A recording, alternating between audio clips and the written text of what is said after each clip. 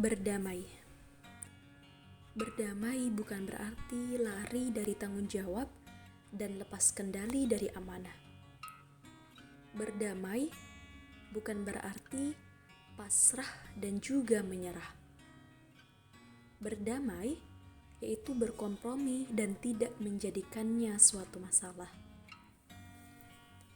Pandemi COVID-19. Hidup di masa darurat pandemi COVID-19 tentu berbeda dengan masa-masa normal sebelum hadirnya COVID-19.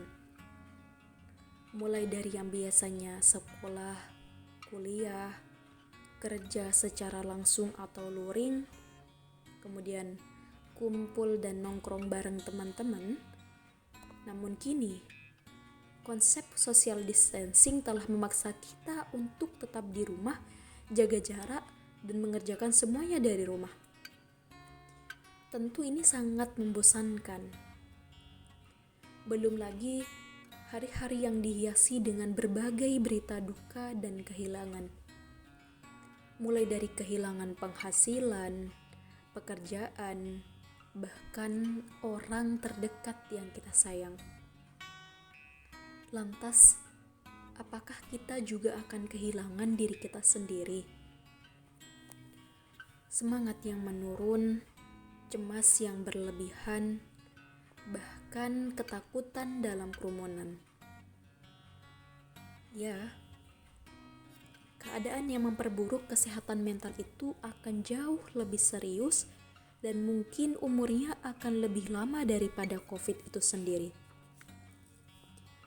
Steven Tyler, penulis The Psychology of Pandemic dan juga profesor psikiatri University of Columbia berpendapat bahwa untuk 10 hingga 15% minoritas yang malang hidup tidak akan kembali normal karena dampak pandemi pada kesejahteraan mental mereka. Kehilangan, kekurangan memang sangat erat dengan kesehatan mental yang menurun. Tapi kita egois jika terus menyalahkan pandemi dan COVID-19 sebagai alasan kita kalah dan mundur. Coba aja kondisi tak seperti ini. Coba aja tak ada pandemi. Mau sampai kapan kita mengeluh dan menyerah begini? Sudah lama loh kita berhenti layaknya jarum jam dinding yang tak berfungsi. Belum lagi pandemi yang tak pasti kapan berhenti. Ya, berdamai. Berdamailah jawabannya. COVID memang jahat, tapi kita harus lebih kuat. Memang berat, tapi kita harus tetap semangat.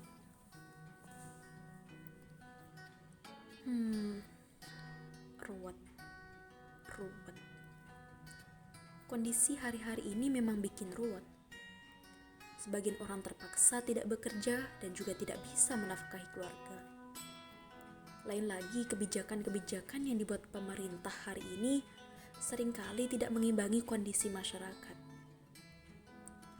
Contohnya, diterapkannya PPKM sejak Juli lalu memang sangat berdampak bagi kegiatan ekonomi masyarakat. Pedagang-pedagang terpaksa atau bahkan dipaksa untuk tidak berdagang terlebih dahulu. Sedangkan tabungan sudah habis untuk memenuhi kebutuhan hari-hari sebelumnya. Akan tetapi, selain itu, kita juga bisa menyadari bahwa di balik lahirnya kebijakan itu, yakni karena terus melajunya angka kasus penularan COVID-19 akibat masih banyaknya masyarakat yang enggan melaksanakan protokol kesehatan. Sulit. Ya, sangat sulit. Tapi tidak bisa kita saling menyalahkan sana-sini.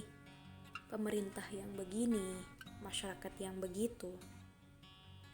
Padahal, jika kita bisa saling memahami, menghormati, saling membantu dan bahu-membahu satu sama lain, masyarakat dipeduli, aturan ditaati, maka kondisi normal itu pasti akan kembali.